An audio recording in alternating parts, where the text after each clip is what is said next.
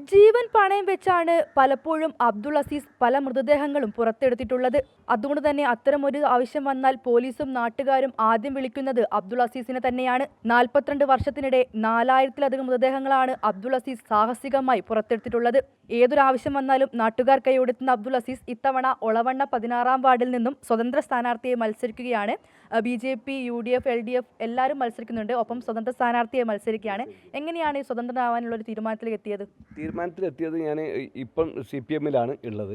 CPM-ൽ തുടക്കം മുതൽക്ക് അതിൽ പിന്നെ അതിൽ പോകുന്ന സമയത്ത് പോലും അതിൻ്റെ ഉത്തരവാദിത്തപ്പെട്ട ഞാനുമായിട്ട് ബന്ധമുള്ള ആളുകൾ എന്നോട് പറഞ്ഞു, അസീസ് നിങ്ങൾക്ക് നിങ്ങളുടെ വാർഡിൽ മത്സരിക്കാനുള്ള എല്ലാ അവസരവും ഞങ്ങൾ ഉണ്ടാക്കി തരാമെന്ന് പറയും. അങ്ങനെ അതുമായി ബന്ധപ്പെട്ടുകൊണ്ട് പിന്നെ അവിടുന്ന് ഇങ്ങോട്ട് ഒരു 5-8 മാസം ഞാൻ അവർ പിന്നെ നടത്തുന്ന എല്ലാ പരിപാടിയിലും വളരെ സജീവമായിട്ടാണ് അവരോടൊപ്പം ഉള്ളത്. തീർച്ചയായിട്ടും 100% നല്ല രീതിയിലുള്ള പ്രവർത്തനം തന്നെ കാഴ്ചവെക്കാൻ, ജീവകാരുണ്യം ഉൾപ്പെടെയുള്ള പല കാര്യങ്ങളും കാഴ്ചവെക്കാൻ എനിക്ക് സാധിച്ചിട്ടുണ്ട്. പക്ഷേ അത് കഴിഞ്ഞ് ഇങ്ങനെ ഘട്ടം ഘട്ടമായിട്ട് വന്ന് തെരഞ്ഞെടുപ്പ് വന്ന്, പഞ്ചായത്ത് തെരഞ്ഞെടുപ്പ് വന്ന്, അപ്പോൾ അവർ പറഞ്ഞു ഇനി 1 മാസമേ ഉള്ളൂ, 2 മാസമേ ഉള്ളൂ എന്നൊക്കെ ഇങ്ങനെ പറഞ്ഞ് അടുത്തെത്തിയ സമയത്ത് എന്നോട് പറഞ്ഞു, അസീസ് നിങ്ങൾക്ക് വാർഡിലേക്ക് ചിലപ്പം പ്രയാസമായിരിക്കും, ചിലപ്പോൾ നിങ്ങൾക്ക് 1-2 ബ്ലോക്കിൽ നിങ്ങൾക്ക് മത്സരിക്കാനുള്ള അവസരം ഉണ്ടാവും എന്ന് പറയും. അങ്ങനെ തെരഞ്ഞെടുപ്പിൻ്റെ ഈ ഘട്ടം വന്ന് എല്ലാം കഴിഞ്ഞ് നോക്കുന്ന സമയത്ത് ലിസ്റ്റ് വന്ന സമയത്ത് അതിൽ എൻ്റെ പേരില്ലാത്തപ്പോൾ എനിക്കതൊരു വലിയ വിഷയമായിട്ടൊന്നും തോന്നിയില്ല. കാരണം നമ്മളിപ്പോൾ എല്ലാവർക്കും സീറ്റ് കൊടുക്കാൻ പറ്റുമെന്നുള്ള കാഴ്ചപ്പാട് നമുക്കില്ല. പക്ഷേ ഞാനത് കഴിഞ്ഞതിന് ശേഷം ഞാനൊരു മരണ വീട്ടിൽ പോയപ്പം അവിടെ നമ്മളറിയുന്ന ഒരുപാട് വീട്ടമ്മമാരും സുഹൃത്തുക്കളും അതോടൊപ്പം അയൽവാസികളൊക്കെ ഉള്ള ഒരു കൂട്ടം ആളുകൾ നിന്നപ്പോൾ അവർ പറഞ്ഞു, അസീസ്ക ഈ കൊറോണയും നിപ്പയും വെള്ളപ്പൊക്കവും വന്ന സമയത്ത് ഞങ്ങളോടൊപ്പം ഞങ്ങളെ കൂടെ ഉണ്ടായിരുന്ന ഒരാളാണ് നിങ്ങൾ. അതോടൊപ്പം തന്നെ ഇന്നിപ്പോൾ 100 ഉറുപ്യ കൊടുത്തിട്ടാണ് ഒരു ചാക്ക് മാലിന്യം കയറ്റി അയക്കുന്നത്. പക്ഷേ അന്ന് നിങ്ങളെ സ്വന്തം നിലക്കാണ് നിങ്ങൾ അത് കയറ്റി അയച്ചിട്ടുള്ളത്. എന്നിരുന്നാലും നിങ്ങളെപ്പോഴത്തെ ആളുകൾ നാടിനും സമൂഹത്തിനും ആവശ്യമാണ്.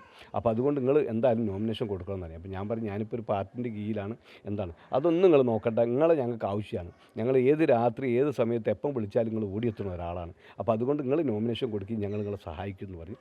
അങ്ങനെ ഞാൻ നോമിനേഷൻ കൊടുത്ത് എങ്ങനെ ഇപ്പം പിന്നെ സജീവ രംഗത്താണുള്ളത്.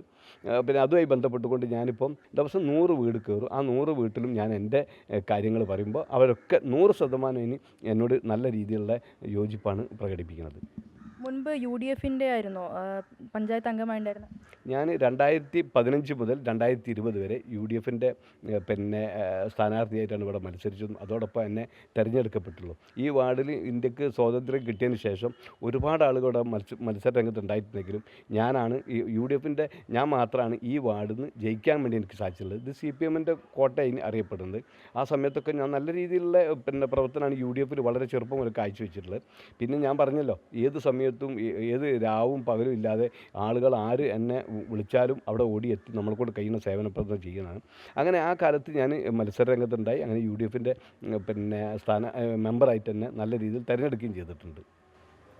ഇനി സ്വതന്ത്രമായി മത്സരിക്കുമ്പോൾ പാർട്ടിയിൽ നിന്നും പുറത്താക്കുന്ന നടപടികൾ സ്വാഭാവികമായിട്ടും വരേണ്ടതാവല്ലോ? തീർച്ചയായിട്ടും ഞാനൊരു പാർട്ടിൻ്റെ ഭാഗമായിട്ട്, പാർട്ടി മെമ്പർ എന്നുള്ളവർക്ക് ഞാൻ പാർട്ടിയുടെ ഭാഗമായിട്ടാണല്ലോ ഇപ്പോൾ സ്വതന്ത്രമായിട്ട് മത്സരരംഗത്തുള്ളത്.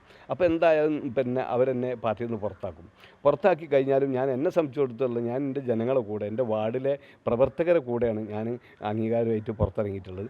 എന്നിരുന്നാലും ഞാൻ അവർക്ക് വേണ്ട സഹായം ചെയ്യാൻ, ഇനിയിപ്പോൾ പാർട്ടി ഉണ്ടോ ഇല്ലയെന്നുള്ളതല്ല എൻ്റെ വിഷയം. കാരണം നമ്മളെ പ്രദേശത്തുള്ള ആളുകൾക്ക് പഞ്ചായത്തു നിന്നും മറ്റുള്ള എന്തെങ്കിലും സാധന സാമഗ്രികളൊക്കെ വാങ്ങിക്കൊടുക്കാനും അവർക്കൊരു പെൻഷൻ പാസ്സാക്കാനും അങ്ങനെയുള്ള കാര്യങ്ങളൊക്കെ മുൻകൈ എടുത്തുകൊണ്ട് മുന്നിൽ നിൽക്കാൻ ഞാൻ നല്ല രീതിയിൽ പ്രവർത്തിക്കും എന്ന് തന്നെയാണ് എന്നെ സംബന്ധിച്ചോട് പറയാനുള്ളത്. അവരോടൊപ്പം ഉണ്ടാവും, പ്രവർത്തകരോട്, നാട്ടിലെ ജനങ്ങളോടൊപ്പം ഞാൻ എന്നും ഉണ്ടാവും. എന്തായാലും അബ്ദുൾ അസീസ് വലിയ പ്രതീക്ഷയിലാണ്. ഒളവണ്ണ പഞ്ചായത്ത് നമുക്കറിയാം LDF-ൻ്റെ കോട്ടയാണ്. എന്തായാലും അവിടെ തനിക്ക് വലിയൊരു പിന്തുണ ജനങ്ങളിൽ നിന്ന് ലഭിക്കുമെന്ന വിശ്വാസം അബ്ദുൾ അസീസിനുണ്ട്. ക്യാമറാമാൻ ശ്രീത്തിനൊപ്പം വർഷ ഗിരീഷ്, അമൃത ന്യൂസ്, കോഴിക്കോട്.